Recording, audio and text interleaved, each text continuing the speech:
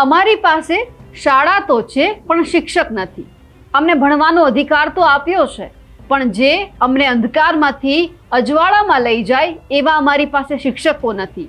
અમને અમારું ભવિષ્ય અંધકારમાંથી અજવાળામાં લઈ જાય એવા કોઈ શિક્ષકો તો અમને આપો. તમે અમને શાળા તો આપી દીધી છે, પણ શિક્ષકો ક્યારે આપશો? આવા સવાલ અત્યારે દરેક બાળક કરી રહ્યું છે. આ સાથે જ બાળકો એ પણ કહી રહ્યા છે કે શાળા પ્રવેશોત્સવ તમે અમારો તો કરાવી દીધો, પણ શિક્ષકોનો ક્યારે કરાવશો? કે અમને જે થોડું ઘણું જ્ઞાન આપી શકે, અમે પણ ગુજરાતમાં જે અત્યારે ધીમે ધીમે શિક્ષણનો જે વિકાસ થઈ રહ્યો છે એમાં પણ સહભાગી થઈએ. આવા બધા સવાલ નાના નાના ભૂલકાઓ કરી રહ્યા છે. પણ આ તમામ ભૂલકાઓની વેદના જે સરકારને અમારે સંભળાવી છે કે એક વખત સરકારે આમના ઉપર પણ ધ્યાન આપવું જરૂરી છે, કારણ કે શાળા તો આપી દીધી છે પણ શિક્ષકો તમે આપવાનું ભૂલી ગયા છો. નમસ્કાર, આપ જોઈ રહ્યા છો નિર્ભય ન્યૂઝ અને હું છું આપની સાથે રિદ્ધિ. ગુજરાતની કેટલી એવી શાળા છે કે જ્યાં બાળકો છે, બાળકોને શિક્ષણ જોઈએ છે પણ શિક્ષકો જ નથી. શિક્ષક વગરની શાળા છે, કઈ રીતે બાળકો ભણશે? બાળકો હવે સવાલ કરી રહ્યા છે કે અમને ક્યારે શિક્ષકો મળશે? અમારો શાળા પ્રવેશોત્સવ તો કરાવી દીધો છે, શિક્ષકોનો ક્યારે કરાવશો? કારણ કે જ્યારે આવા અવાજ ઉઠ્યા છે ત્યારે આજે વાત કરવી છે કચ્છની, કે જ્યાં કચ્છના રતનાલ બાદ હવે નવીનાળ ગામમાં પણ હવે બાળકો પૂછી રહ્યા છે કે અમારે ભણવું છે પણ શિક્ષક ક્યારે આવશે? સરકારી શાળાઓમાં દાયકાઓથી શિક્ષકની જે આ ઘટ પડી રહી છે તેમનો મુદ્દો અમે ક્યારના ઉઠાવી રહ્યા છીએ, તેમ છતાં કોઈ ધ્યાન નથી આપતું. શાળા અમારી શિક્ષક વિહોણી છે, શિક્ષણ અમારો અધિકાર છે, અમે આવનારું ભવિષ્ય છીએ, પણ અમારું ભવિષ્ય ઘડનાર શિક્ષક તો આપો. અમને પણ ભણવું છે પણ શિક્ષક ક્યારે આવશે? શાળા પ્રવેશોત્સવ થઈ ગયો, શિક્ષકોનો પ્રવેશોત્સવ ક્યારે કરાવશો? શિક્ષક વગર અમારું ભવિષ્ય અંધકાર જેવા આવા અનેક સવાલ બાળકો કરી રહ્યા છે કે અમારું આખું જે ભવિષ્ય છે એ શિક્ષણ વગર અંધકારમાં છે. એટલા માટે એક શિક્ષક આપો જેથી કરી અમે પણ થોડો ઘણું જે ગુજરાતની અંદર વિકાસ થઈ રહ્યો છે એમાં પાયારૂપી થોડી ઘણી અમે સહાય આપી શકીએ. એટલે બાળકો અત્યારે સવાલ કરી રહ્યા છે, અલગ અલગ બાળકો રજૂઆત કરી રહ્યા છે, આંખે પાટા બાંધીને રજૂઆત કરવામાં આવી છે.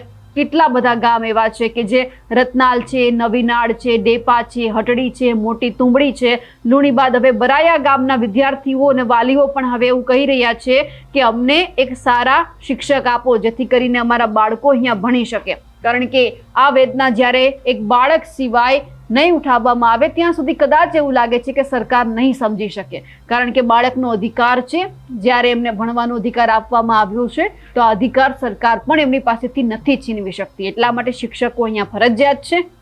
હવે આ જે અત્યારે આંધળી બનીને જે સરકાર બેઠી છે એમને એક વખત આ બાળકોના દ્રશ્ય પણ બતાવવા છે કે જે આંખે પાટા બાંધીને વિરોધ કરી રહ્યા છે, કે સરકારને વિનંતી કરી રહ્યા છે કે એક શિક્ષક સારા આપી દો 3 થી 4 કે જે અમને બધાને ભણાવી શકે. એક શિક્ષક કેટલે પહોંચશે, કેટલાકને ભણાવશે, કેટલાકનું ભવિષ્ય ઉજળું કરશે? એટલે હવે બાળકો પણ કહી રહ્યા છે કે સરકાર જાગે, અમારા સવાલોના જવાબ આપે અને અમને સારા શિક્ષક આપે. એટલે જે આ આંધળી બનીને જે સરકાર બેઠી છે, આંખ આડા કાન કરીને જે સરકાર બેઠી છે, જે શિક્ષણ મંત્રી બેઠા છે કુબેર ડિંડોર, એ તમામને આ સંભળાવવું છે. પ્રફુલ્લ પાનસેરિયાને પણ કહેવાનું છે કે આ તમારા બાળકોને હવે સારા શિક્ષકની જરૂર છે, એમના ઉપર ધ્યાન આપો. એટલે જે આપણા શિક્ષણ મંત્રી ખાલી કહેવાતા શિક્ષણ મંત્રીઓ છે એમને કહી દઈએ છીએ કે આ બાળકોને સાંભળી લો.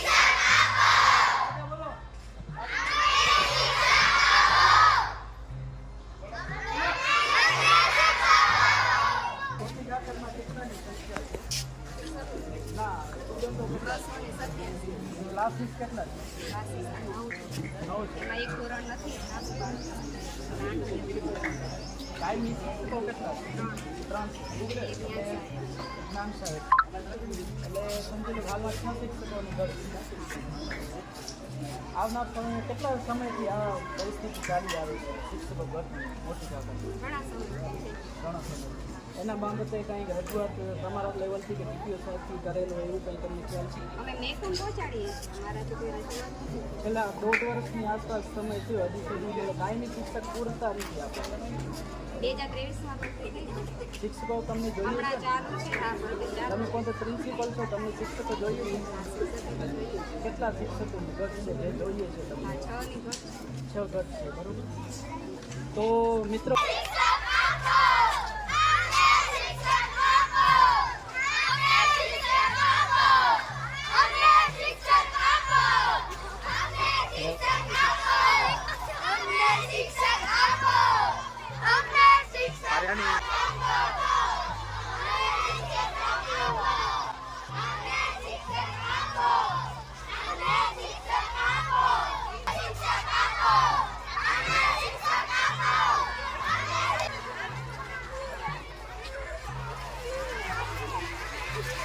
છે, પણ મેન જે પાયાનો પથ્થર કહેવાય એવો શિક્ષક છે.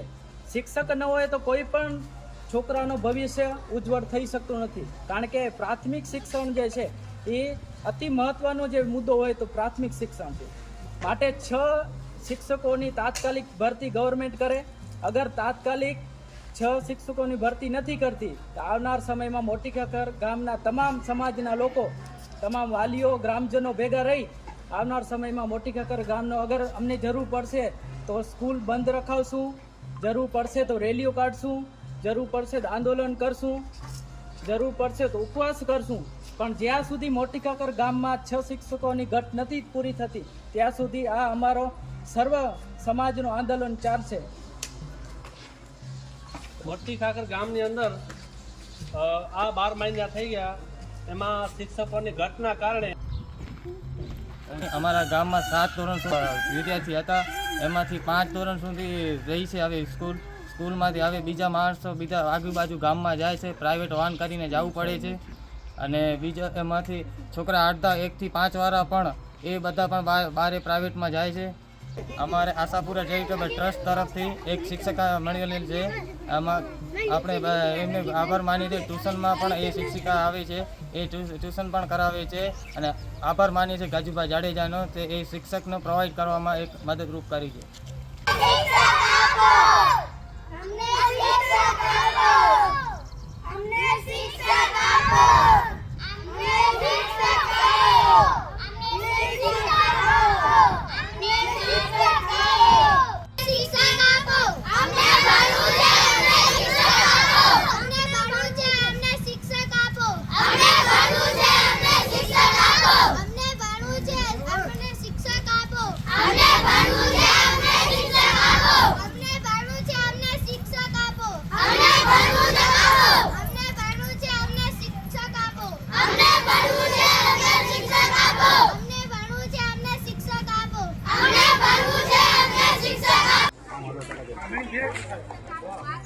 અમારે ભણવું છે, શિક્ષક આપો, મળે પેરેન્ટ્સ જાઓ.